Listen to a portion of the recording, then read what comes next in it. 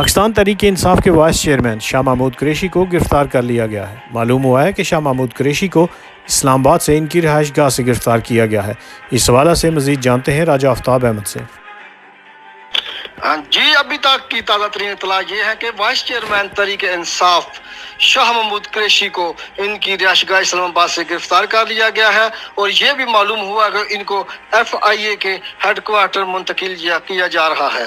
یہ بھی خدشہ ظاہر کیا جا رہا ہے کہ انہوں نے کچھ دیر پہلے ایک پریس کانفرنس کی تھی جس میں انہوں نے الیکشن کے حوالے سے کوئی پٹیشن دائر کرنے کی بات کی تھی، شاید یہ وجہ ہے یا کوئی اور وجہ ہے، لیکن ابھی تک آفیشیل سٹیٹمنٹ سامنے نہیں آ سکی، اور بہرحال یہ کنفرم ہے کہ شاہ محمود قریشی کو گرفتار کر لیا گیا ہے۔